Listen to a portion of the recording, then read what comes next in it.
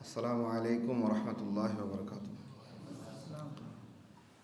إن الحمد لله نحمده ونستعينه ونستغفره ونعوذ بالله من شرور أنفسنا ومن سيئات أعمالنا.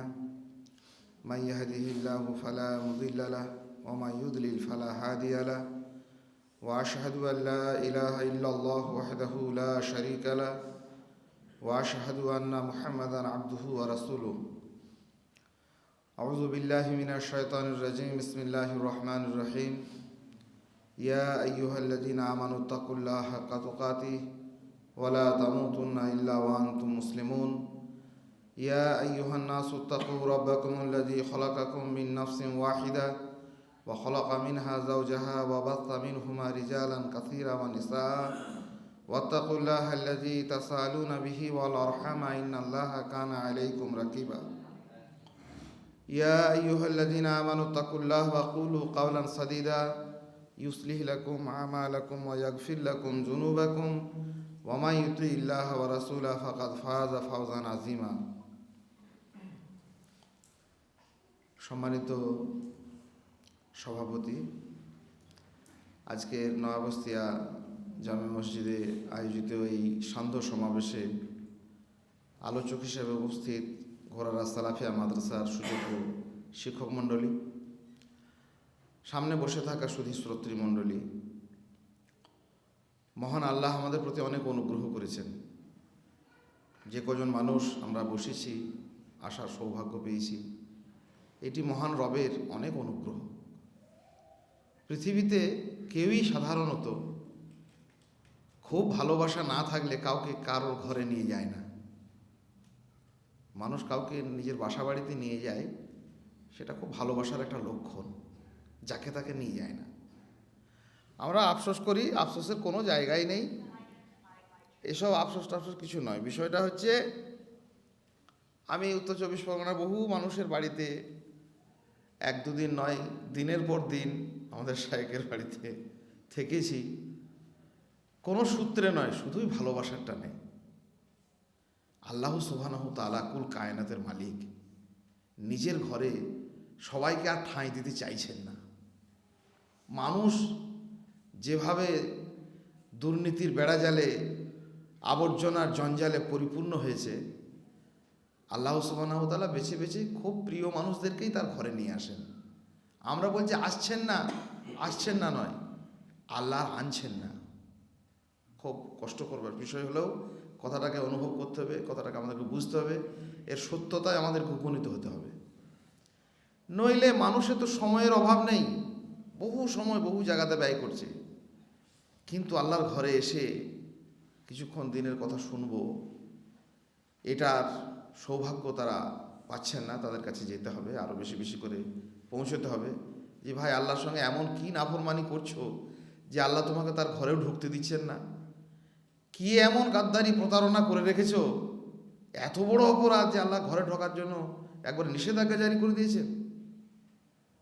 পরম সৌভাগ্য তাদের, আলহামদুলিল্লাহ। এখনো পর্যন্ত আমাদেরও ত্রুটি বিচ্যুতি সব কিছু নিয়েই আল্লাহ যে আমাদেরকে এখনো তার ঘরে ঠাঁই দিয়েছেন, বসে কিছু দিনের কথা শোনার অবকাশ দিয়েছেন, এটি মহান রবের এক পরম অনুগ্রহ। আন্তরিকভাবে আমরা জ্ঞাপন করি আলহামদুলিল্লাহ। অনেক দরুদ সালাম বিবর্ষিত হোক নবী মুহাম্মদুর রাসূলুল্লাহ সাল্লাল্লাহু আলাইহি সাল্লামের ওপর। আমাদেরকে কিয়ামত পর্যন্ত যা কিছু ঘটবে, যাবতীয় সমস্যা ওয়াহি ইলাহির বিধান অনুসারে, সেই সমস্ত বিপদ বিপর্যয় এগুলি সম্পর্কে যেমন তিনি সতর্ক করেছেন, তেমনি কোন পথে আমরা কিভাবে কল্যাণ প্রাপ্ত হব, কোথায় কিভাবে সঠিক জিনিস পাব, সমস্ত কল্যাণের রূপরেখাগুলি তিনি আমাদের কাছে স্পষ্ট করেছেন। এক পৃথিবী, এক হৃদয়, এক সমুদ্র, এক পাহাড় ভালোবাসা এই উম্মতের উপর জ্ঞাপন করে সমস্ত কল্যাণের পথ যেমন তিনি দেখিয়েছেন, সমস্ত অকল্যাণের পথ থেকে তেমনি আমাদেরকে সজাগ করেছেন। সেই নবী মুহাম্মদুর রাসূলুল্লাহ সাল্লাল্লাহু আলাইহি সাল্লামের উপর অসংখ্য অজস্র দরুদ সালাম বিবর্ষিত হোক। আল্লাহুম্মা সাল্লি আলাইহি আল্লাহুম্মা বারিক আলাইহি।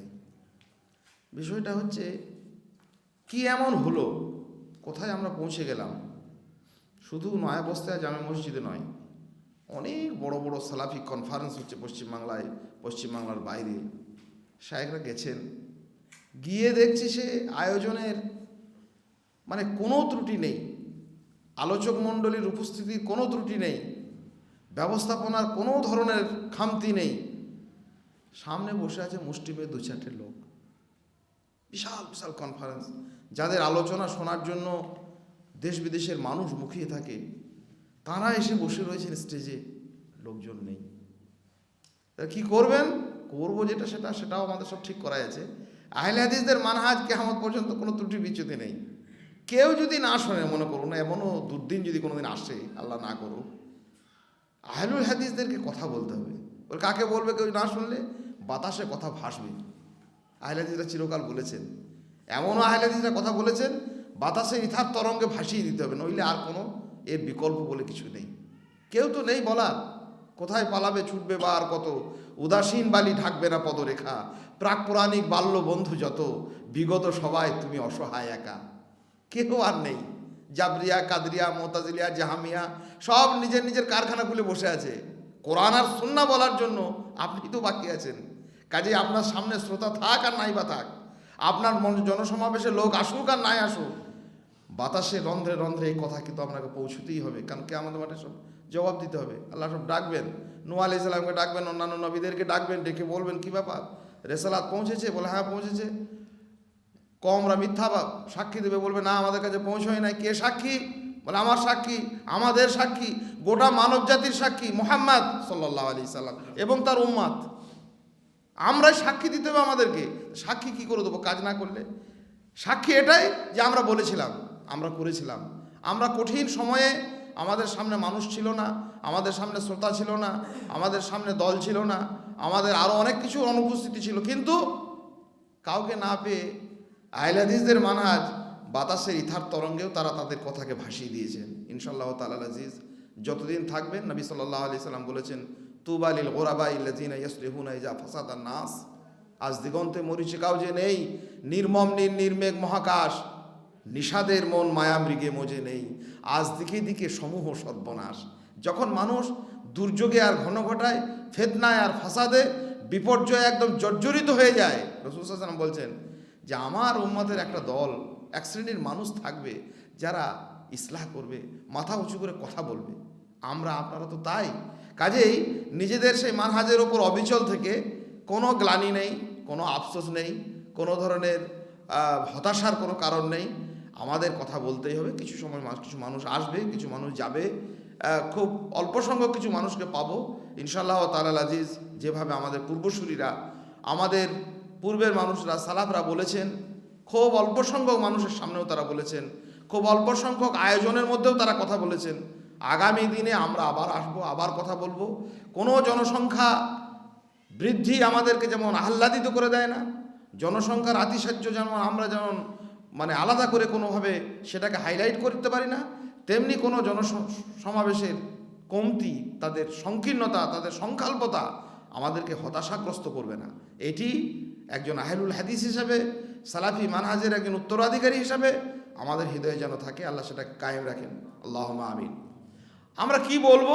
আমাদের বলার কথাগুলো স্পষ্ট হয়ে আছে।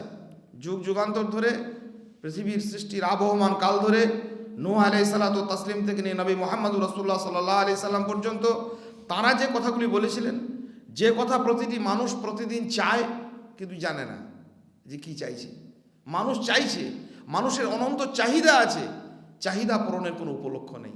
আহলুল হাদিসের দাবি হচ্ছে মানুষের সে চাহিদা পূরণের নিরন্তর প্রচেষ্টা। মানুষ কি চাইছে? সবাই চাইছে ইহদিনাস সিরাতাল মুস্তাকিম, আল্লাহ আমাকে সরল সঠিক রাস্তা দাও। তারপরে এই কথা উচ্চারণ করছে, সিরাতাল্লাযিনা আনআমতা আলাইহিম, হে আল্লাহ সেই পথে চালাও যে পথে তোমার পুরস্কৃত বান্দারা চলে গেছেন। কে পুরস্কৃত বান্দা? কাদেরকে আল্লাহ সুবহানাহু ওয়া তাআলা পুরস্কৃত বলে ঘোষণা করেছেন? তাদের সর্বোচ্চ স্থানে যারা রয়েছেন, নবী রাসূল আলাইহিমুস সালাতু ওয়াত তাসলিম। তাদের পথই হচ্ছে সুন্নাহ পন্থীদের পথ, আহলুস সুন্নাহ ওয়াল জামাতের পথ। তাদের পথ হচ্ছে সালাফদের পথ। সেই পথটা হচ্ছে নবী রাসূলদের পথ। তো নবী রাসূলদের পথটা কি? পথটা একই, এক ধারাতেই তা গতিময় হয়েছে গোটা নিখিল ভুবনে। কিয়ামত পর্যন্ত থাকবে, তারা মানুষকে শিক্ষা দিতেন।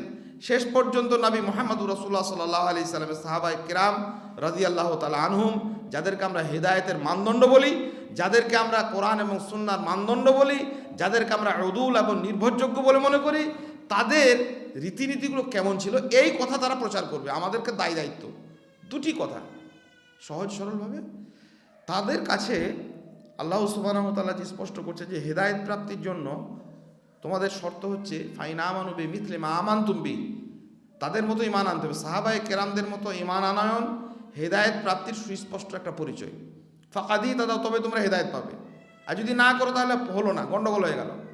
তো তাদের ঈমান আনয়নের রূপরেখাটাকে গোটা মানুষের কাছে, মানব জাতির কাছে, গ্রামে গঞ্জে প্রান্তে প্রান্তরে ছড়িয়ে দেওয়া দুটি সহজ সহজ পদ্ধতিতে। একটা হচ্ছে খুব সোজা, জটিল করতে যাব না, ইয়াসসিরু ওয়ালা তুআসসিরু, সহজ করে বলো, বেশি কঠিন করো না, রাসূল সাল্লাল্লাহু আলাইহি ওয়াসাল্লাম আমাদেরকে শিখিয়েছেন। বাশিরু ওয়ালা তুনাফিরু, সুসংবাদ দাও, ভয় দেখিয়ে দাও। ভয় আল্লাহর ভয়, এসব আলাদা অন্য কোনো ভয় দেখিয়ে মানুষকে ত্রস্ত করে কোনো লাভ নেই। সহজ সহজ কথা হচ্ছে দুটো। একটা হচ্ছে সাহাবায়ে কেরাম রাদিয়াল্লাহু তাআলা আনহুম, আমরা যেমন করে ঘর বাড়ি দোকান বাজার ঘাট আমাদের স্টেশন প্ল্যাটফর্ম এগুলোকে চিনি জানি দেখি, তাদের কাছে জান্নাত আর জাহান্নাম ছিল এইরকম স্পষ্ট, যেন দেখতে পেতেন। এই অবলোকনটা, এই বোধটা, এই চেতনাটা মানুষের মধ্যে জাগলেই মানুষ নিজে নিজে খুব সহজ সরল স্পষ্ট রাস্তা খুঁজে পাবে। কিন্তু এটা না জাগলে এর বিকল্প আর কিছু নেই। জান্নাত আর জাহান্নাম বর্ণনা রাসূল সাল্লাল্লাহু আলাইহি ওয়াসাল্লামের কাছে শুনতে শুনতে তাদের কাছে হাট বাজার ঘর বাড়ির মতো হয়ে গেছিল, এত স্পষ্ট যে আমাকে যেতেই হবে ওই জায়গাতে। এবং আমরা যেমন কোনো জায়গাতে যাওয়ার জন্য, কোনো স্থানে স্থানান্তরিত হওয়ার জন্য, স্টেশনে ট্রেন ধরার জন্য বা এয়ারপোর্টে ফ্লাইট ধরার জন্য যেমন আমরা সময় দেখি আর একটা জিনিস দেখি, যখন আমরা ফ্লাইট ধরতে যাচ্ছি চারপাশে অনেক কোলাহল কলরব, অনেক রকমের আলোচনা, অনেক রকমের ঝামেলা ঝঞ্ঝাট, সব কিছুকে প্রত্যাখ্যান করি। ভাই একটু দাঁড়ান, একটু কথা আছে, একটু বসুন না, বা একটু চা খেয়ে যান। না, আমাদের টাইম নেই, আমাকে ফ্লাইট ধরতে হবে। কী বলছেন ভাই? ভাই একটু গাড়ি নিয়ে একটু 5 মিনিট আমার বাড়িতে আসুন। না না না, যাওয়া যাবে না, আমাকে ট্রেন ধরতে হবে। তারা সাহাবায়ে কেরাম রাদিয়াল্লাহু তাআলা আনহুম, তাদের জীবন ছিল, তারা প্রত্যেকটা কথা বলার আগে, প্রত্যেকটি কাজ করার আগে শুধু এইটুকু ভাবতেন যে এই কাজ আমাকে জান্নাত যাওয়ার জন্য বাধা হয়ে যাচ্ছে না তো, এই কাজ আমাকে জাহান্নামের দিকে ঠেলে দিচ্ছে না তো। প্রত্যেকটা কথা বলার আগে, প্রত্যেকটি কাজ করার আগে তারা সতর্কতা অবলম্বন করতেন। এই সতর্কতা ছিল, এই রুজি রোজগার করছি, এই ব্যবসা করছি, এই চাকরি করছি, এই অমুক করছি, হালাল হারাম বাছাবাছি এসব পরের কথা। প্রথম কথা হচ্ছে যে এটা আমাকে জান্নাতে নিয়ে যাবে তো, না এই কাজটা আমার জান্নাত থেকে বাধা হয়ে যাবে, এই কথাটা আমাকে জান্নাতের দিকে ঠিকঠাক পৌঁছবে তো, না আমাকে জাহান্নামের দিকে পৌঁছে দেবে। প্রবলতম একটা ভয় ছিল, কি চাক্ষুষ দেখতে পেতেন।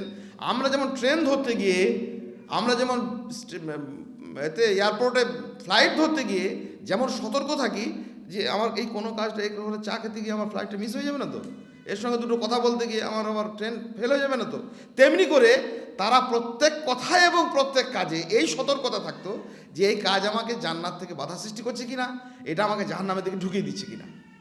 এই সরল সাদাশীতে ধারণাটি মুসলিম উম্মার ভিতরে যুগে যুগে নবী রাসূল আলাইহিমুসসালাতু ওয়াত তাসলিমরা তাদের কাজ ছিল। পৃথিবীর প্রথম রাসূল নূহ আলাইহিস সালামকে আল্লাহ সুবহানাহু ওয়া তাআলা প্রেরণ করলেন এবং প্রেরণের ধারাকে স্পষ্ট করলেন মানব জাতির কাছে। কানান নাস উম্মাতান ওয়াহিদা, মানুষ আগে একটাই জাতি ছিল, সব ঠিকঠাকই ছিল, সবাই তাওহীদপন্থী ছিল। কিন্তু তাদের মধ্যে যখন মতানৈক্য সৃষ্টি হলো, আল্লাহ বললেন ফাবাআসাল্লাহু নাবিয়িনা মুবাশশিরিনা ওয়া মুনযিরিন, আল্লাহ তখন নবী প্রেরণ করতে শুরু করলেন। নবীদের কাজ কি হলো? নবীদের কাজ হলো মুবাশশির, তারা জান্নাতের সুসংবাদ দিলেন, মুনযির, তারা জাহান্নামের ব্যাপারে সজাগ করলেন। আমাদের আলোচনা, আমাদের কথাবার্তা, আমাদের আলাপচারিতা যদি জান্নাত জাহান্নাম বিমুখ হয়ে যায়, আমাদের এমনকি বিভিন্ন সভা সমিতিতেও মানুষ নানা রকমের কথা বলে সময় কাটাচ্ছে, জান্নাত নেই, জাহান্নামের আলোচনা নেই, নাজাতের কথা নেই, তাহলে কী করে হবে? তাহলে মানুষের কাছে সালাফি মানহাজের মানুষদের, কোরআন এবং সুন্নাহর সঠিক ন্যায়নিষ্ঠ অনুসারীদের, আহলুস সুন্নাহ ওয়াল জামাতের অনুসারীদের কাজ হচ্ছে এই বোধকে নিরন্তর জাগ্রত করা যে আপনার কোনো কথা জাহান্নাম থেকে বাঁচাচ্ছে কিনা, আপনার কোনো কাজ, আমাদের কোনো কাজ জান্নাতের পথে এটা আমাকে ধাবিত করছে কিনা। এইটা ছিল তাদের, এইটাই হচ্ছে আসল মানহাজ। আর একটি কী ছিল? তাদের কাছে স্পষ্ট ছিল, দিনের আলোর মতো, হাতের তালুর মতো পরিষ্কার ছিল যে এই জান্নাত তো আমাকে যেতেই হবে, জান্নাত যাবো না তো কোথায় যাবো, জাহান্নামের আগুনে গিয়ে কী পুড়বো, কী মরবো, সামান্য এক টুকরো আগুন, মানুষ তো হাত দিতে পারি না, একটু চা, গরম চা হাতে চলকে পড়ে গেলে ভাঁট শুধু ফেলে দিয়ে পালিয়ে আসি। এত দুর্বলতম মানুষ আমরা, এই মানুষ জাহান্নামে যাব কি কথা? জান্নাতে যাওয়ার জন্য এবং জাহান্নাম থেকে বাঁচার জন্য তাদের আরেকটি মানা ছিল স্পষ্ট, সেটা হচ্ছে এই মানুষটা, মানে যে মানুষটা তাদের কাছে ছিলেন, নবী মুহাম্মদ রাসূলুল্লাহ সাল্লাল্লাহু আলাইহি ওয়াসাল্লাম, তাদের কাছে স্পষ্ট ছিল যে জান্নাত যাওয়ার প্রাপ্তির জন্য এবং জাহান্নাম থেকে বিরত থাকার জন্য এই মানুষটার পুঙ্খানুপুঙ্খ অনুপুঙ্খ অনুসরণ অপরিহার্য, এর কোনো বিকল্প বলে কিছু নেই। সেই জন্য রাসূল সাল্লাল্লাহু আলাইহি ওয়াসাল্লাম যেমন করে খেয়েছেন, যেমন করে উঠেছেন, যেমন করে বসেছেন, কোন কাতে শুয়েছেন, কোন হাতটা কোন গালের নিচে রেখেছেন, কেমন করে চুল আঁচড়েছেন, কেমন করে দাড়ি আঁচড়েছেন, প্রত্যেকটা কাজ অস্থি মজ্জায় রক্তে মাংসে একদম নিজেকে জড়িয়ে জাপটে একাকার করে দিতেন যতটা সম্ভব কিভাবে অনুসরণ করা যায়। কারণ তাদের এইটা মানহাজ ছিল যে জান্নাত যেতেই হবে, জাহান্নাম থেকে বাঁচতেই হবে, আর জান্নাত যাওয়ার জন্য, জাহান্নাম থেকে বাঁচার জন্য এই লোকটার অনুসরণ অপরিহার্য, জরুরি, এর কোনো বিকল্প নেই।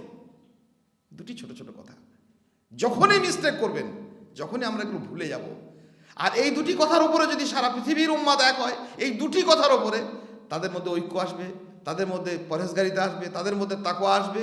আমরা এই দুটি কথা থেকে বারবার সরে গেছি, জান্নাত ভুলেছি, জাহান্নাম ভুলেছি, দুনিয়ার নানান সৌন্দর্যে অন্য সৌন্দর্যে আমরা সৌন্দর্যিত হয়েছি, আর এটা প্রাপ্তির জন্য আর একটা থেকে আমাকে বিরত থাকার জন্য, আমাদেরকে নাজাত পাওয়ার জন্য এই লোকটি নবী মুহাম্মদুর রাসূলুল্লাহ সাল্লাল্লাহু আলাইহি সাল্লামের পুঙ্খানুপুঙ্খ অনুসরণ। তিনি কি নম্বর ফিতরা দিতেন, জাকাত দিতেন, ওষুধ দিতেন, রুজি রোজগার করতে বলেছেন, করেছেন বা অনুমোদন দিয়েছেন, কিভাবে তিনি মানুষের কাছে প্রচার, মানুষের সঙ্গে কথা বলেছেন, কিভাবে ব্যবসা বাণিজ্য করেছেন, কিভাবে লেনদেন করেছেন, কিভাবে সন্তানাদি জন্মের পর তার সঙ্গে আচরণ করেছেন, বিবাহ কিভাবে সম্পন্ন হয়েছে, মৃত্যু মায়েদের প্রতি কী আচরণ করা হয়েছে, সমস্ত কিছুকে তারা যে এমন অবলোকন করলেন, কেন করলেন, কিভাবে হাদিসের পৃষ্ঠায় এগুলো উল্লেখিত হলো, কিভাবে তারা এগুলোকে নিজেদের জীবনে বাস্তবায়ন করলেন, দুটো জিনিস তাদের কাছে স্পষ্ট ছিল। একটা হচ্ছে যে আমাকে জান্নাত যেতে হবে, জাহান্নাম থেকে বাঁচতে হবে, জান্নাত খুব নিকটবর্তী, জাহান্নামও নিকটবর্তী, মরলেই তো শুরু হয়ে যাবে তার প্রস্তুতি। কাজেই আমাকে কোনো দিকে সময় নষ্ট করলে হবে না।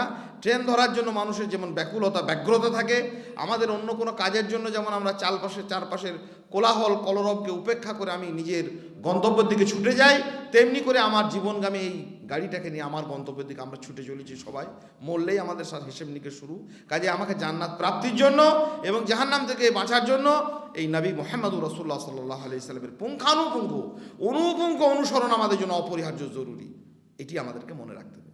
তাই আহলুল হাদিসদের সামনে শ্রোতা থাক আর নাই থাক, তাদের অবস্থান, তাদের চিরকালের অবস্থান হচ্ছে কোনো ভুঁইফোড় অবস্থান নয়, আজকে নতুন কোনো সমস্যা নিয়ে কোনো কথা নয়, 5 বছরের 10 বছরের কোনো পরিকল্পনা নয়। নূহ আলাইহিস সালাম থেকে নিয়ে শুরু করে যেদিন থেকে রিসালাত পৃথিবীতে এসেছে, কিয়ামত পর্যন্ত তাদের একই ধারা, একই গতি প্রকৃতি, যে যুগে যে রাসূল ছিল সেই রাসূলের পূর্ণ অনুসরণ, আল্লাহ সুবহানাহু ওয়া তাআলার ইবাদত করা, আর সেই ইবাদতের মৌলিক প্রেক্ষিতগুলিকে নিজেদের জীবনে বাস্তবায়ন করা। আল্লাহ সুবহানাহু ওয়া তাআলা এইসব কথা চিরকাল উচ্চারণ করার, আমৃত্যু আমাদের মানুষের কাছে প্রচার প্রসার করার আমাদের তৌফিক দিন, আল্লাহুম্মা আমিন। শায়েখ একটা গুরুত্বপূর্ণ কথা আলোচনা করছিলেন আমাদের সালাফি সাহেব, যেটা তাকওয়া নিয়ে, আমি সেই নিয়ে গুটি কয়েক কথা বলবো ইনশাআল্লাহ তাআলা আজিজ। আসলে আল্লাহর ভয় ইবাদতের মধ্যে আমাদের গুরুত্বপূর্ণ 3টি বিষয় আছে, 3টি নিয়ে আমরা অনেক সময় আলোচনা করেছি। ইবাদতের মৌলিক পরিকাঠামো রুকুন হচ্ছে 3টি, একটা হচ্ছে ভয়, 3টেই ভয়, একটা হচ্ছে ভালোবাসা, একটা হচ্ছে ভরসা। এ থেকে মানুষ সরে গেলেই ইবাদত বিপর্যস্ত হয়ে যাবে, নষ্ট হয়ে যাবে। মানে ইবাদতের নামে পৃথিবীতে আমরা যা কিছু করি তার নাম কিন্তু ইবাদত নয়। আল্লাহ সুবহানাহু ওয়া তাআলা আমাদেরকে ইবাদতের জন্য সৃষ্টি করেছেন, কেবলমাত্র তার ইবাদতের জন্যই সৃষ্টি করেছেন। ওমা খালাকতুল জিন্না ওয়াল ইনসা ইল্লা লিয়াবুদুন, এ কথাও যেমন সত্য, তেমনি আমি যা কিছু করি তার নাম ইবাদত নয়, এ কথাও তেমনি সত্য। স্রষ্টার বিধান মেনে একজন দাস যা করে তারই নাম দাসত্ব। রবের হুকুম মেনে একজন গোলাম যা করে তার নাম গোলামি। মাবুদের নির্দেশ মোতাবেক আবেদ যা করে তার নাম ইবাদত। আমি যাকে তাকে দাসত্ব বলবো, গোলামি বলবো, বন্দেগি বলবো, এটা হবে না। তো দাসত্বের মধ্যে, দাসত্ব করার স্পৃহা সকল মানুষের হৃদয়ে আছে, দাসত্ব করতে চায়, কিন্তু সে দাসত্ব বুঝতে পারে না। মৌলিক 3টি পরিকাঠামো রুকুন হচ্ছে ভয়, ভরসা এবং ভালোবাসা। শয়তান মানুষকে ইবাদত থেকে বিচ্যুত করতে চায়, বিচ্যুত করার জন্য যে প্রেক্ষিতগুলো সে অবলম্বন করে, মানুষকে ভয় থেকে সরিয়ে দিয়েছে, ভরসা থেকে সরিয়ে দিয়েছে, ভালোবাসা থেকে সরিয়ে দিয়েছে। কি করে সরিয়েছে? ভয় থেকে তো এমনি সরানো যাবে না। আল্লাহর ভয় মানুষের ভিতরে আছে, কিন্তু সেই ভয় থেকে মানুষকে সরানোর রাস্তাটা কেমন করে? অন্য ভয় তৈরি করেছে। কিসের ভয়? অভাবের ভয়। আর শয়তান ইয়াইদুকুমুল ফাকরা ওয়া ইয়ামুরুকুম বিল ফাহশা। শয়তান দেখিয়েছে অভাবের ভয়, শয়তান দেখিয়েছে শাসকের ভয়, শয়তান দেখিয়েছে রাষ্ট্রের ভয়, শয়তান দেখিয়েছে জনগণের ভয়, শয়তান দেখিয়েছে সংখ্যাধিক্যের ভয়, শয়তান দেখিয়েছে নানা রকমের ভয়। খরা, বন্যা, ভূমিকম্প, প্রাকৃতিক দুর্যোগ, কলহ, বিবাদ, বড় বড় ক্ষমতাসীন। আর এই ভয় মানুষ তৈরি করে, শয়তান এবং শয়তানের যারা এজেন্ট, প্রপাগান্ডা তৈরি করে মানুষকে ভীত সন্তোষ। সেই জন্য মানুষের মনে এখন জাহান নামে কী হয়েছে না হচ্ছে, দেশে থাকতে পাবি কি না দেখ, ঠিক এরকম একটা ধারণা। এটা কাদের কথা? শয়তানের কথা, এটা মানুষের কথা নয়। মানুষকে তাৎক্ষণিক ভয়ে ভীত সন্ত্রস্ত করে দিয়ে প্রকৃত ভয় থেকে সরিয়ে দেওয়া, এটা শয়তানের চিরকালের একটা দীর্ঘকালীন একটা সুদূর প্রসারী একটা পরিকল্পনা। আমরা সেই পরিকল্পনার শিকার হয়ে গেলাম। তাৎক্ষণিক ছোট ছোট ছোট ছোট ভয়, ভারতের ভয়, পশ্চিমবাংলার ভয়, বাংলাদেশের ভয়, পাকিস্তানের ভয়, রাশিয়ার ভয়, ওই আরও অন্যান্য দেশের ভয়, আমেরিকার ভয়, চীনের ভয়, এইসব আসলে ভয় নেই। তিনটে জিনিস কেবলমাত্র চূড়ান্ত অবস্থান হবে আল্লাহর জন্য। ভয় করবে তো শুধু আল্লাহকেই ভয় করবে, ভরসা রাখবে চূড়ান্ত ভয় আল্লাহরই প্রতি, ভালোবাসা রাখবে শুধুমাত্র আল্লাহ সুবহানাহু ওয়া তাআলার প্রতি। চূড়ান্ত ভয়, সর্বোন্নত এবং সর্বোচ্চ পর্যায়ের ভয় বা ভালোবাসা, ভরসা কেবলমাত্র আল্লাহ সুবহানাহু ওয়া তাআলার প্রতি। এটা হচ্ছে ইবাদতের রুকুন, ইবাদতের মৌলিক পরিকাঠামো। এটা নষ্ট হয়ে গেলে ইবাদত ভেঙে চুরমার হয়ে যাবে। শয়তান করেছে কি?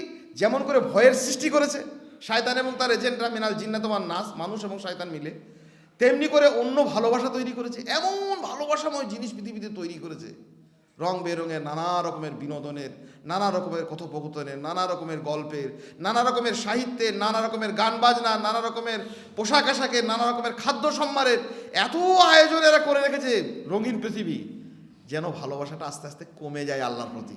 আল্লাহর প্রতি যে চূড়ান্ত ভালোবাসা, সে ভালোবাসাটা নষ্ট হয়। আর ভরসা জুগিয়েছে, আমরা তোমাদেরকে রক্ষা করব, পৃথিবীর যত মানুষ রয়েছে আমরা তোমাদেরকে শান্তি দেবো, আমরা শান্তির আন্দোলন করব, শান্তির জন্য নোবেল পুরস্কার ঘোষণা করেছে, আমরা তোমাদেরকে রুজি রোজগার দেবো, তোমাদেরকে স্বনির্ভর করব, তোমাদেরকে আরও অন্যান্য জিনিসে চাষে কৃষিতে উন্নতি ঘটাবো, তোমাদের ব্যবসায় উন্নতি ঘটাবো, তোমাদের জন্য কারখানা করে দেবো। এই যে ভরসা জুগিয়েছে, তোমাদেরকে রাস্তা দেবো। কিন্তু চূড়ান্ত রাস্তা দেবেন আল্লাহ, চূড়ান্ত আল্লাহ ভালোবাসার অধিকারী কেবলমাত্র আল্লাহ, চূড়ান্ত ভয়ের অধিকারী কেবলমাত্র আল্লাহ সুবহানাহু ওয়া তাআলা। তাকেই ভয় করতে হবে, তার প্রতি ভালোবাসা রাখতে হবে, তার প্রতি ভরসা রাখতে হবে। এই কথাগুলি নবী রাসূলুল্লাহ নিজেদের জীবন দিয়ে শিখিয়েছেন। আহলুল হাদিসদের এটা কাজ, এই কথাটা বলতে চাইছি। এই কথাগুলো মানুষের কাছে কেউ বলবে না, বললে সব ঝুলির বেড়াল বেরিয়ে যাবে। সেই জন্য এদের কাজ হচ্ছে, আমার কাজ হচ্ছে এখানে এই কথাগুলো মানুষকে বলা। যুগে যুগে একদম নূহ আলাইহিস সালাম থেকে শুরু করে লক্ষাধিক নবী এসেছেন, সবারই কাজ ছিল এই সমস্ত জিনিসগুলো মানুষকে দেখানো, যে দেখো ভয় কী করে করতে হয়, ভরসা কিভাবে রাখতে হয়, কিভাবে ভালোবাসতে হয়। এইগুলো কিভাবে দেখিয়েছেন? ওই যে আগুনের সামনে দাঁড়িয়ে, আগুন কি মানুষকে ভয় করবে? না, ভয় করবে, কিন্তু আল্লাহর থেকে বেশি নয়। মানুষ ভয় করবে জনগণকে, মানুষ ভয় করবে সংখ্যাধিক্যকে, মানুষ ভয় করবে অস্ত্রশস্ত্রকে, ভয় করবে, আল্লাহর থেকে বেশি নয়। এই জন্য আগুনের সামনে দাঁড়িয়ে তিনি কি বললেন? হাসবি আল্লাহ লা ইলাহা ইল্লাহু।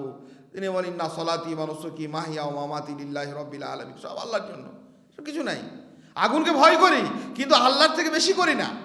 এই সত্যায়ন, চূড়ান্ত সত্যায়ন, সে নমরুদের মতো শাসকের কাছে হোক, জালিম অত্যাচারীর কাছে হোক, যে ভয় তোমাদেরকে করি, যেটুকু ভয় করার মানবীয় ভয় সেটা আলাদা কথা, কিন্তু আল্লাহ সুবহানাহু ওয়া তাআলাকে ভয়ের ব্যাপারে, ভালোবাসার ব্যাপারে, ভরসার ব্যাপারে যেন অতিক্রম না করে যায়। ভরসা কার উপরে করি? জনগণকে আমাদেরকে রাস্তা দিচ্ছে সরকার, বলে তোমাদেরকে এখানে রাস্তা করে দেবো, হ্যাঁ ভরসা করি। তাই বলে ওই সমুদ্রের সামনে যখন বিক্ষুব্ধ স্রোত আমার সামনে লেলিহান শিখার মতো এগিয়ে আসছে, আর ফেরাউনের বিপুল বাহিনী যখন পিছনে ধাওয়া করছে, তখন আর কারোর উপর ভরসা নেই, ভরসা আল্লাহর উপরে। মুসা আলাইহিস সালাম করেছিলেন, কাল্লা ইন্না মায়া রব্বি সাইয়াহদিন, কখনো না, নিশ্চয়ই আমার রব আমাকে কি দেবেন, এখনই আমাকে পথ দেবেন। সমুদ্র সামনে, পিছনে ফেরাউনের বাহিনী। মুসার লোকজনেরাও ভীত হয়ে গিয়েছিলেন, তারা বলেছিলেন ইন্নালা মুদরাকুন, ক্বাল আসহাবু মুসা ইন্নালা মুদরাকুন, হে মুসা আমরা তো ধরা পড়ে গেলাম। কিন্তু মুসা আলাইহিস সালাম কি বললেন? যে না, কখনো না। এই ভরসা, ভালোবাসা, কোনো ভালোবাসা যেন আল্লাহর ভালোবাসা থেকে আপনাকে সরিয়ে না দেয়। এগুলো নবী রাসূল, সব নবী রাসূল, অজস্র উদাহরণ আছে, খুব মশহুর, মনে থাকবে বলে মনে করে বলছি। স্ত্রীকে ভালোবাসবেন না? হ্যাঁ ভালোবাসবেন। কতটা ভালোবাসবেন? ইব্রাহিম আলাইহিসসালাম, ইসমাইল আলাইহিসসালাম স্ত্রীকে ভালোবাসতেন না? ভালোবাসতেন। তাদের থেকে কে ভালোবাসবে? নিজের স্ত্রীকে ভালোবাসবে না তো কে কাকে ভালোবাসবে? কিন্তু এই ভালোবাসা যেন আল্লাহকে না অতিক্রম করে যায়, সেই জন্য আল্লাহ সুবহানাহু ওয়া তাআলা যখন নির্দেশ দিলেন, ইব্রাহিম আলাইহিসসালাম নিজের স্ত্রীকে সে রেখে চলে গেলেন মরুভূমিতে। বিজন গহন প্রান্তর, লোক নেই, জন নেই, খাবার নেই, কিছু নেই, কোনো কিছু নেই, সামান্য কিছু খাবার, কিছু পানীয়। আল্লাহ বলেছেন, আল্লাহর ভালোবাসা থেকে আর কি আছে? রেখে চলে গেলেন। ইব্রাহিম আলাইহিস সালামের স্ত্রী আমাদের মা সেদিন জিজ্ঞাসা করেছিলেন যে কী ব্যাপার, আমাকে কেন রেখে যাচ্ছেন? বলে আল্লাহর নির্দেশে রেখে যাচ্ছি। বলে ঠিক আছে, কোনো অসুবিধা নেই। সন্তানকে ভালোবাসতেন না? সন্তানকে ভালোবাসতেন, কিন্তু আল্লাহর নির্দেশ যখন এলো, সন্তানকে টেনে তুলে সে মিনার প্রান্তরে, সেই উঁচু পাহাড়ের খাড়ি বেয়ে সেখানে গিয়ে বলেন আল্লাহ আমাকে এই নির্দেশ দিয়েছেন।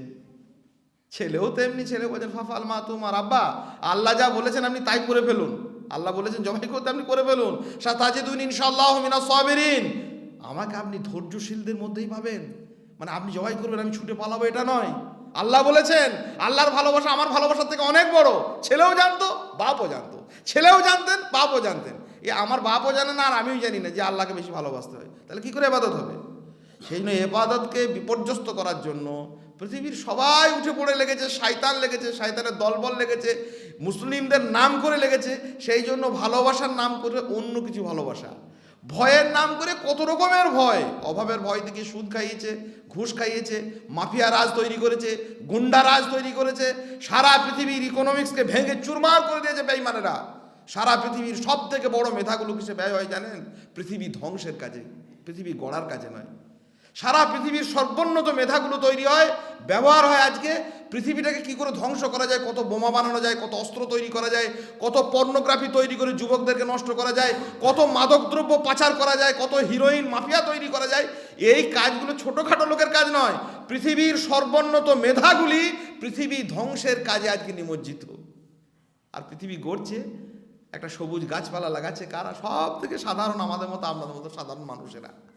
তেমনি করে কোরআন এবং সুন্নাহ ব্যাপারে, দিনের ব্যাপারে পৃথিবী ভ্রষ্ট করার জন্য সর্বোন্নত মেধাগুলি কাজ করে যাবে। আর কোরআন এবং সুন্নাহর মেধারা তারা সব সময় গ্রামে গঞ্জে, মক্তবে, মসজিদে, মাদ্রাসায়, বিভিন্ন রকমের প্রান্তে প্রান্তরে তারা তাদের কথাগুলিকে বলে যাবে। যদি মনে হয় যে কই বড় বড় লোকরা বলছে না, বড় বড় লোকরা বলে না, কোনোদিনই বলেনি। পৃথিবী ধ্বংসের কাজে পৃথিবীর সর্বোন্নত মেধাগুলি ব্যয় হচ্ছে।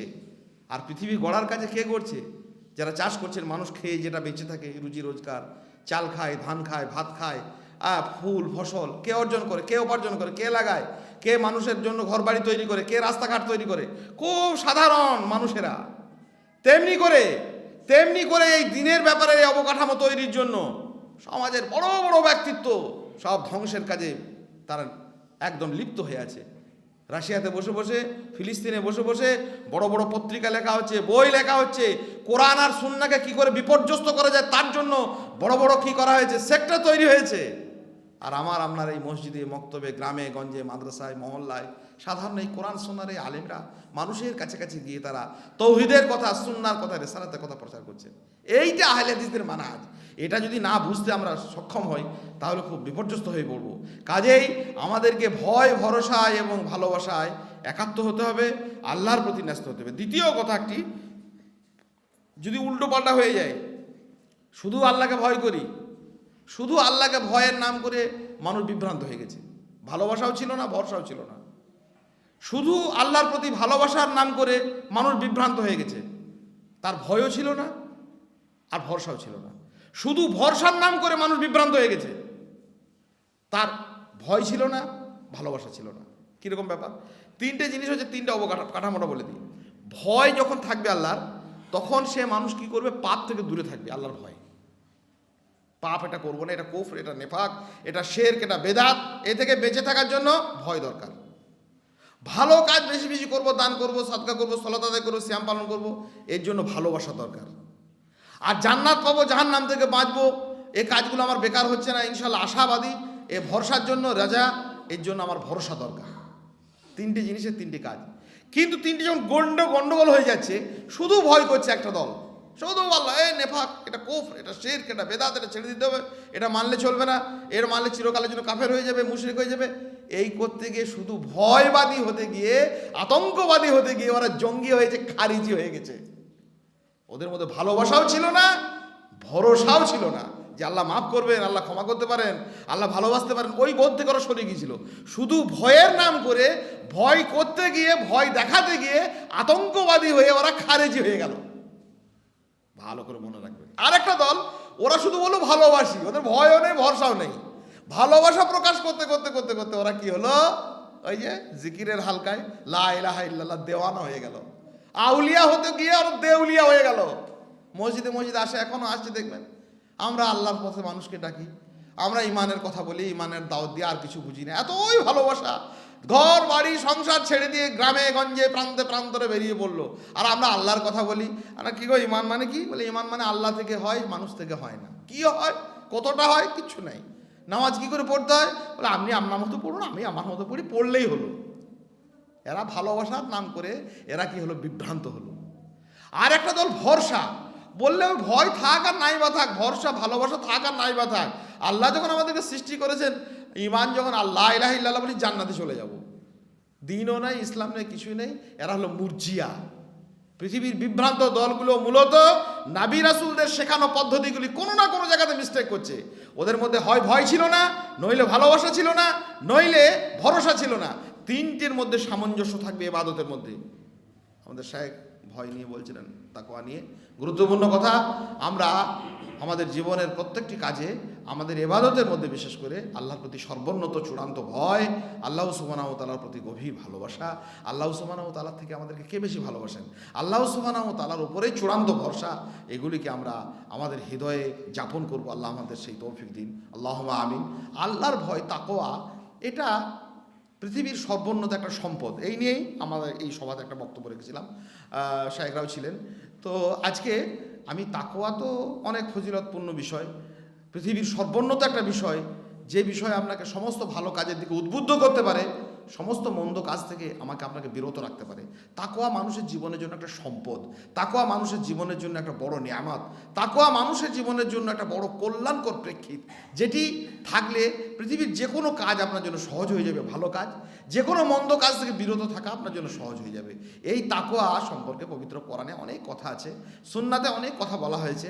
আপনি যদি শুধুমাত্র এই সম্পদের অধিকারী হতে পারেন, নিজের সন্তানের মধ্যে এই বিষয় যদি বোধ যদি আপনি প্রজ্বলন ঘটাতে পারেন, দেখবেন আপনি দুনিয়ার সব থেকে বড় লোক, আপনি সব থেকে বড় ধনী, এবং দুনিয়া এবং আখিরাতে সব থেকে কল্যাণের আপনি নিকটবর্তী। কাজে আমরা অভ্যাস করব, এবং আজকের মূল সামান্য কিছু সময়ে তাকওয়া অর্জনের কিছু পথ পদ্ধতি বলি। আমরা তাকওয়াটা একটা অর্জিত সম্পদ, এমনি এমনি যে মানুষ পেয়ে যায় তা নয়। একটা জাগতিক সম্পদের মতো যেমন তেমন করে ওকে দিয়ে দেবে খানিকটা, এরকমটা নয়। তাকওয়া অর্জন করতে হয়, এবং অর্জনের পথ পদ্ধতিগুলিকেও আল্লাহ সুবহানাহু ওয়া তাআলা, নবী মুহাম্মদ রাসূলুল্লাহ সাল্লাল্লাহু আলাইহি সাল্লাম রেখেছেন। মানুষকে ভালোবেসে আল্লাহ কি কথা বলেছেন, সুম্মা কাসাত কুলুবুকুম মিন বাদি যালিক ফাহিয়া কাল হিজারা আও আশাদ্দু কাসওয়াতান ওয়া ইন্না মিনাল হিজারাতি লামা ইয়াতাফাজ্জারু মিনহুল আনহার ওয়া ইন্না মিনহা লামা ইয়াশাক্কাকু ফায়াখরুজু মিনহুল মা ওয়া ইন্না মিনহা লামা ইয়াহবিতু মিন খাশিয়াতিল্লাহ। আল্লাহ বলছেন, কি ব্যাপার, কি হলো, তোমাদের হৃদয়গুলো কি পাথর হয়ে গেল? অথবা আসাধ্য কাসওয়াতান, পাথরের থেকেও কি শক্ত? আল্লাহ সুবহানাহু ওয়া তাআলা নিজেই বলে, নিজেই উত্তর দিচ্ছেন যে পাথরের থেকেও কি শক্ত হয়ে গেছে? যদি তা না হতো, ইন্না মিনাল হিজারাতি লামা ইয়াতাফাজ্জারু মিনহুল আনহার, অনেক পাথর তো আমার আছে পৃথিবীতে, যেখান থেকে দরবিগলিত ধারায় নদী প্রবাহিত হয়। যত নদী আছে বড় বড়, ছোটনাগপুর মালভূম থেকে এসছে, ওই হিমালয় পর্বতমালা থেকে এসেছে, সব নদীগুলো তো রূঢ় শুকনো পাথর থেকে ভেসে আসছে। তো আল্লাহ বলছে যে পাথর থেকে যখন নদী প্রবাহিত হয়, তোমাদের অন্তরগুলো কি এমন পাথর হলো যে সেখান থেকে কান্না বেরিয়ে আসে না? কেন সেগুলো নরম হচ্ছে না? ওয়াইন্না মিনহা লামা ইয়াশাক্কাকু ফায়াখরুজু মিনহুল মা, এমন কিছু পাথর আছে যেগুলো চূর্ণ বিচূর্ণ হয়ে দরদর করে সেখান থেকে পানি ঝরতে থাকে। আমরা বলি ঝর্ণা, আসলে পাথর কাঁদছে আল্লাহর ভয়ে। ওয়াইন্না মিনহা লামা ইয়াহবিতু মিন খাশিয়াতিল্লাহ, এমন কিছু পাথর আছে যেগুলো আল্লাহর ভয়ে ওপর থেকে শিলার মতো রূপ ধরে খসে খসে নিচে গড়িয়ে পড়ে আল্লাহর ভয়ে। আল্লাহ সুবহানাহু ওয়া তাআলা বলছেন, তোমাদের সব খবর আমি রাখি, তাহলে তোমাদের অন্তরটা এমন আল্লাহ বিরুদাহীন, তাকওয়াহীন হলো কি করে? সত্যি সত্যি পার্থিব জীবনের নানান প্ররোচনা, শয়তানের দীর্ঘ প্রচেষ্টা, ভয় ভরসা ভালোবাসা থেকে সরিয়ে দেওয়ার নানান ফন্দি ফিকির, আমাদের হৃদয় থেকে আল্লাহর ভালোবাসাটা, আল্লাহর প্রতি ভয়টা, তাকওয়াটা নষ্ট হয়ে যাচ্ছে। সেই জন্য আমাদের কাজ হবে একটা গুরুত্বপূর্ণ কাজ, আজকের দিনের বিশেষ করে যেসব আলোচনাগুলো শুনলাম সেই কাজের নিরিখে একটা গুরুত্বপূর্ণ কাজ আমরা আজ থেকে অভ্যাস করব, যে বিষয়গুলির ওপরে ইনশাআল্লাহ তাআলা আজিজ তাকওয়া অর্জন হবে, তাকওয়া আমরা পাবো, তাকওয়ার আমরা অধিকারী হতে পারবো। তাকওয়ার জন্য সর্বপ্রথম আল্লাহর কাছে সাহায্য চাওয়া। তাকওয়ার মালিক তো আল্লাহ, আল্লাহর কাছে দোয়া চাইবো। কখনো চেয়েছি? নবী সাল্লাল্লাহু আলাইহি ওয়াসাল্লাম চেয়েছেন, আমাদের চাইতে শিখিয়েছেন, আল্লাহুম্মা ইন্নী আসআলুকাল হুদা ওয়াত তুকা ওয়াল আফাফা ওয়াল গিনা। হে আল্লাহ, তোমার কাছে হেদায়েত চাই, তোমার কাছে আমি তাকওয়া চাই, তোমার কাছে সার্বিক সুস্থতা চাই, তোমার কাছে স্বনির্ভরতা চাই। চারটে জিনিস চেয়েছেন, আর মূল হচ্ছে তাকওয়া। আল্লাহ তোমার কাছে চাই। আল্লাহ সুবহানাহু ওয়া তাআলার কাছে যে জিনিস চাইনি সেই জিনিস না পাওয়ার দুঃখ করে কি হবে? তাকওয়ার অধিকারী আপনি, আমি, একটা সন্তান। পৃথিবীতে আর কোনো কিছু করে কোনো কিছু বন্ধ করা যায় না, খারাপ কাজ, কোনো ভালো কাজে মানুষকে উদ্বুদ্ধ করা যায়নি। পৃথিবীর মানুষও দেখে নিয়েছে, মোমবাতি জ্বালিয়ে পৃথিবীতে ধর্ষণ বন্ধ হয়নি, আরও প্রশাসনিক ব্যবস্থা নিয়ে পৃথিবীতে কোনো চৌর্যবৃত্তি নষ্ট হয়নি, মাফিয়ারাজ, গুন্ডারাজ, ডিআইবি, সিআইবি, হাজারো রকমের আইবি তৈরি করেও ওই মাফিয়ারাজ বন্ধ করা যায়নি। যত রকমের তৈরি হয়েছে তত রকমের মাফিয়াদের বুদ্ধি বেড়ে গেছে। সারা পৃথিবীতে চোরাচালান কার বাড়িতে ভরে গেছে। কি করে বন্ধ হবে? বন্ধ হবে একটা কথা, আল্লাহর ভয়। সেই যে লোকটা আল্লাহর ভয় ছিল, ওই মেয়েটি যখনই এসে বলল যে আল্লাহকে ভয় করো, আল্লাহর ভয়ে সব নিজেকে গুটিয়ে নিয়েছিল। যাই হোক, বিষয়টা হচ্ছে আল্লাহ সুবহানাহু ওয়া তাআলার ভয় ভীতি নিজেদের হৃদয়ে জাগ্রত করার জন্য, এবং সেই ভয় ভীতি অন্য মানুষের, আমাদের পরের প্রজন্মের কাছে স্পষ্ট করার জন্য আমরা 3-4টে কথা ছোট ছোট করে। 1 নম্বর, বেশি বেশি করে আল্লাহর পরিচয় পরিচিতি নিয়ে আমাদের আলোচনা করা। ঘরে বাড়িতে খেতে বসে উঠতে বসে আল্লাহ সুবহানাহু ওয়া তাআলার শান শওকত, তার ক্ষমতা, তার গ্রহ নক্ষত্র, ইন্না ফি খালকিস সামাওয়াতি ওয়াল আরদ ওয়া ইখতিলাফিল লাইলি ওয়ান নাহার লাআয়াতিল লিউলিল আলবাব। নিখিল নবমণ্ডলে, ভূমণ্ডলে, দিন ও রাত্রির বিবর্তনে সমস্ত কিছুতে আল্লাহর নিশানা রয়েছে। আকাশের দিকে তাকান, সূর্যের দিকে তাকান, চন্দ্রের দিকে তাকান, গ্রহ নক্ষত্র, পাথর, সাগর, বেলাভূমি, সৈকত, জলপ্রপাত, আল্লাহ সুবহানাহু ওয়া তাআলার নিদর্শনগুলো, এবং এগুলির নিরিখে আল্লাহ সুবহানাহু ওয়া তাআলার পরিচয়, রবের পরিচয় জানা বেশি বেশি করে। এত কিছুর পরিচয় জানছি, এত কিছু মুখস্থ করছি, এত দেশ সম্পর্কে জানছি, এত দেশের ঝামেলা সম্পর্কে জানছি, আর রব সম্পর্কে না জানা আল্লাহ ভীরুতা থেকে সরে আসার একটা বড় কারণ। আল্লাহর ভয় তাকওয়া অর্জনের জন্য বেশি বেশি করে আল্লাহর পরিচয় জানা, আল্লাহ সুবহানাহু ওয়া তাআলা সম্পর্কে ইলম অর্জন করা, কোরআন এবং সুন্নাহর ইলম থেকে এবং আলেম থেকে সরে না আসা, এগুলি খুব গুরুত্বপূর্ণ পদক্ষেপ।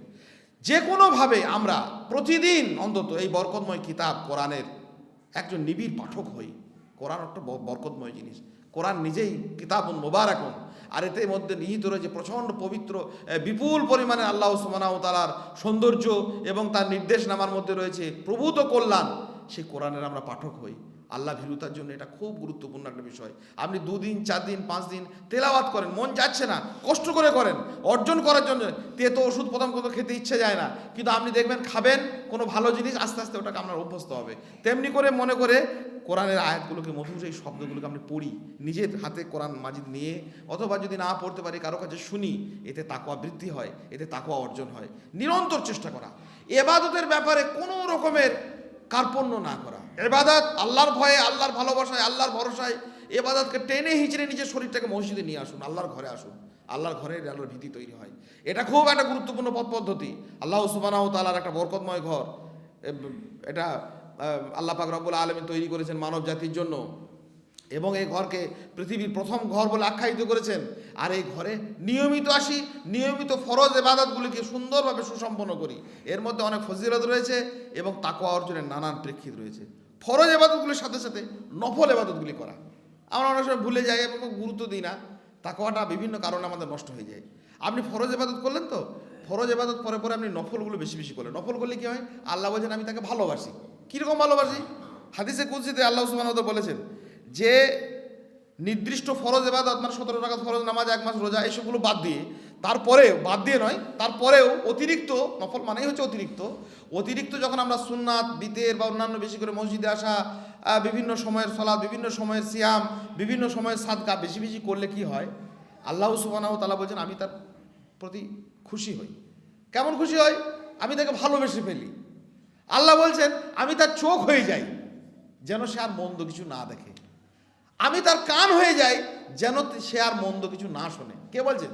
আল্লাহ বলছেন যখন কোনো বান্দা ফরজ ইবাদত সম্পন্ন করার সাথে সাথে নফল ইবাদতগুলি করে, তখন আমি তার চোখ হয়ে যাই, সে শুধুই ভালো জিনিস দেখে, কান হয়ে যায়, ভালো জিনিস শোনে, তার হাত হয়ে যায়, ভালো জিনিসই সে করে। এই নফল ইবাদত থেকে কেন সরে রইল? কেন আমরা দূরে থাকবো? বেশি বেশি করে এই নফল ইবাদতের মধ্যে, নফল ইবাদত কেমন জানেন, ফরজগুলো হচ্ছে জরুরি, অপরিহার্য। যেমন মনে করেন, আরও একটা ছোট উদাহরণ, আমরা বাড়ির লোক আপনাকে বললো যে ওগো চাল শেষ হয়ে গেছে, এক বস্তা চাল নিয়ে এলেন।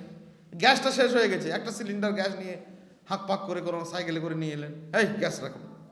এই গ্যাস দেখে, গ্যাসের সিলিন্ডার দেখে, চালের বস্তা দেখে বাড়ির লোকরা যে খুব খুশি হয়, আনন্দে হৈ হৈ করে ওঠে ছেলেমেয়েরা, এটা কিন্তু হয় না।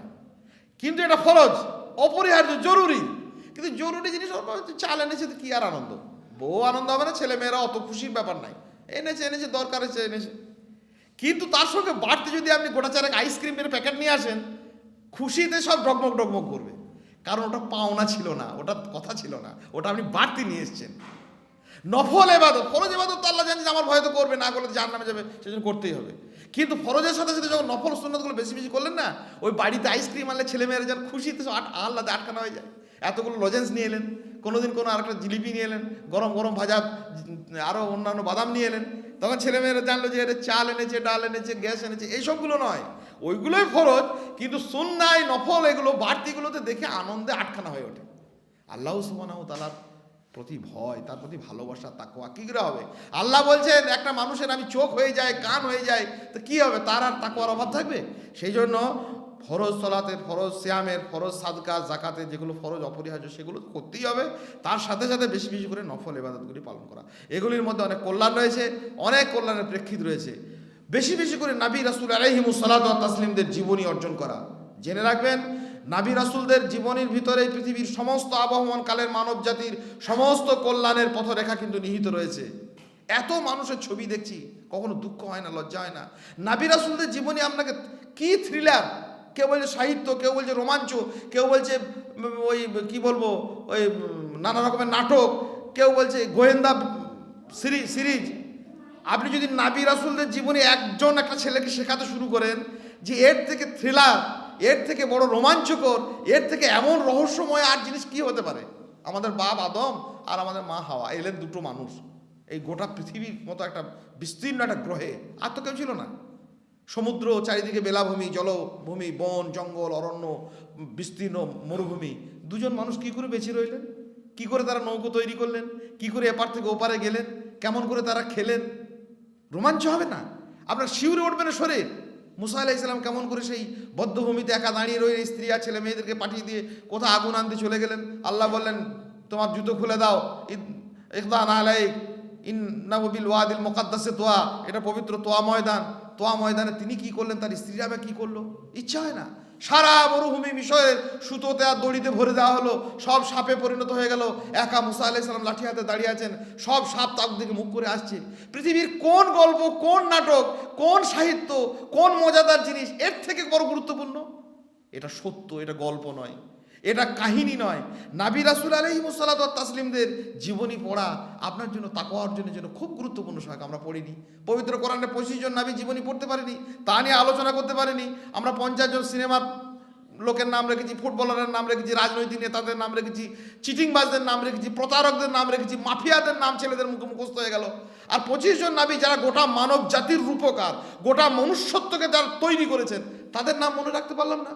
তাদের জীবন একটা একটা করে সুলাইমান আলাইহিস সালাম, হুদ আলাইহিস সালাম, সালেহ আলাইহিস সালাম, ঈসা আলাইহিস সালাম, ইউসা বিন নূন, মুসা আলাইহিস সালাম, খিজির আলাইহিস সালাম, কি কাণ্ড না ঘটছে পৃথিবী জুড়ে। একটা নবী জীবনী একটা মানুষ পড়বে, গোটা পৃথিবী ভ্রমণের আনন্দ পাবে। পয়সা করে ভাইজাগ দেখতে যাচ্ছে আমার ভাইরা, ওই কোথা বলছে দেরাদুন গিয়েছিলাম, ঘোড়ার ডিম, কিছুই নাই, লবডঙ্কা, মাথাতে মস্তিষ্কে গোবর ছাড়া কিছু ভরা নাই, ওই যে গোটা পৃথিবী ঘুরেছি। একজন মানুষ নবী রাসূলদের জীবনী চর্চা করবে, গোটা পৃথিবী ভ্রমণের আনন্দ পাবে সে, আর রোমাঞ্চিত হবে, আর সঙ্গে সঙ্গে হেদায়েত পাবে। তার তাকওয়ায়, আল্লাহ ভীরুতায় তার হৃদয় ভরে উঠবে। ইব্রাহিমের কাহিনী শুনে, ইসমাইলের কাহিনী শুনে, ঈসা আলাইহিস সালামের কাহিনী শুনে, মুসা আলাইহিস সালামের কাহিনী শুনে, এরাই তো আমাদেরকে তৈরি করেছেন, এদের তো মানব জাতির মহান রূপকার। কাজেই সঠিকভাবে তাকওয়া অবলম্বনের জন্য কোরআন পাঠের সাথে সাথে নবী রাসূল আলাইহিমুসসালাতু তাসলিমদের সুস্পষ্ট যে জীবনী গ্রন্থিগুলো আছে সেগুলি নিয়ে বেশি বেশি করে চর্চা করা, সেগুলি আমাদের জীবনে বাস্তবায়ন করা, এটা আমাদের খুব গুরুত্বপূর্ণ একটা পদ্ধতি। আমরা নিয়মিত সাদকা করব, দান করব। দান সাদকা মানুষের জন্য অত্যন্ত কল্যাণকর বিষয় এবং মানুষের তাকওয়া অর্জনের বিষয়। কখনো নিজেকে দান সাদকা থেকে সরিয়ে রাখবেন না। আত্মশুদ্ধির জন্য, নিয়মিত এবাদতের জন্য, তাকওয়া অবলম্বনের জন্য এটা আমাদের খুব বেশি বেশি করে অবলম্বন করা। দান সাদকা মানুষকে অনেক মন্দ কাজ থেকে দূরে রাখে এবং বিভিন্ন রকমের ভালো কাজের দিকে উদ্বুদ্ধ করে। আর সর্বশেষ একটি কথা, পাপ থেকে একটু বেঁচে থাকতে হবে। একটু নয়, মানে বাঁচার জন্য আপনাকে প্রচেষ্টাটা করতে হবে। বাঁচানোর মালিক তাকওয়া, তাকওয়া আপনাকে বাঁচিয়ে দেবে। কিন্তু সেই তাকওয়া অবলম্বনের জন্য পাপের জন্য যেটা প্রথম কাজ, আমরা প্রাথমিক যে কাজ দুটি, সেই কাজ দুটি আপনাকে করতে হবে। পাপ দেখলেই একটু ছুটে পালানোর প্রচেষ্টা ইউসুফ আলাইহিস সালাম করেছিলেন। যুগে যুগে নবী রাসূলুল্লাহ আমাদেরকে শিখিয়ে দিয়ে গেছেন। আমাদের নতুন করে কিছু চিন্তা ভাবনা দরকার নাই। পাপ দেখলেই একটু ছুটে পালানো, কখনো সেখানে আনন্দিত হয়েছে ছুটে যাওয়া নয়। আমরা পাপ দেখলে তাকে জড়িয়ে ধরছি, এটা নয়। পাপ দেখলে ছুটে পালানো, ছুটে পালানোর একটা চেষ্টা করা, সন্তানকে শেখানো, পরিবারের লোকদেরকে শেখানো। ইউসুফ আলাইহিস সালামের সামনে একটা পাপ এসে দাঁড়ালো, তার নাম মিশরের রানী। মিশরের রানী বললো যে রাওয়াদাতুল্লাতি হিয়া ফি বাইতিহা আন নাফসি ওয়া গাল্লাকাতিল আবওয়াব, চারপাশে দরজা জানলাগুলো বন্ধ করে দিয়ে মিশরের রানী ইউসুফ আলাইহিস সালামকে কুপ্রস্তাব দিল নোংরা কাজের। তো ইউসুফ আলাইহিস সালাম দুটি কাজ করেছিলেন। একটা কাজ, ক্বালা মাআযাল্লাহ, আল্লাহ তোমার কাছে আশ্রয় চাইছি। আল্লাহর কাছে আশ্রয় চান। পাপ দেখে আনন্দিত হয় না। পাপের এমন একটা প্রভাব, পাপ করলে সে গুনাহগার হলো, আর পাপ দেখে একজন মুমিন নেককার হয়ে গেল। একটা পাপ আপনার সামনে সংগঠিত হচ্ছে, পাপটা যে করছে সে কি করছে, পাপাচারী হলো, সে গুনাহগার হলো, আর আপনি পাপটাকে দেখে আপনি বলেন আউযু বিল্লাহি মিনাশ শাইতানির রাজিম, আল্লাহ তুমি আমাকে পানা দাও, আপনি নেকি পেয়ে গেলেন। একই কাজের কি দুরকম পদ্ধতি। কাজে মুমিন হয়ে এই সমস্ত জিনিসগুলোকে কেন আমরা গ্রহণ করবো না? তাহলে পাপ থেকে বাঁচার জন্য দুটি পথ ইউসুফ আলাইহিস সালাম করলেন যে আল্লাহ তুমি আমাকে আশ্রয় দাও। এই মহিলা আমার সামনে দাঁড়িয়েছি তো অত্যন্ত খারাপ কথা বলছে, এ তো আমার দ্বারা সম্ভব নয়। আর শুধু আল্লাহর কাছে পানা চেয়ে তিনি বসে থাকেননি, তিনি ছুটতে শুরু করেছিলেন। যদিও জানতেন দরজা বন্ধ আছে, যদিও জানতেন পালাবার পথ নেই, তবুও তিনি ছুটেছিলেন। আর এই ছোটাটাই তার কল্যাণের রূপরেখা হয়ে গেছিল। জামাটা তার ছিঁড়ে দিল মিশরের রানী। আর সব যখন গন্ডগোল মিটে গেল, তখন ইউসুফ আলাইহিস সালামকে ওই রাজা বললেন, ইউসুফ আরিদ আনহা, ছেড়ে দাও, আমি সব বুঝে নিয়েছি। এটা হচ্ছে মহিলাদের গভীর চক্রান্ত। কারণ জামা তোমার পিছন দিক থেকে ছিঁড়েছে, আর পিছন দিক থেকে আমার স্ত্রী ওই জামাকে টেনে ধরেছে, এটা সবাই বুঝে নিলেন।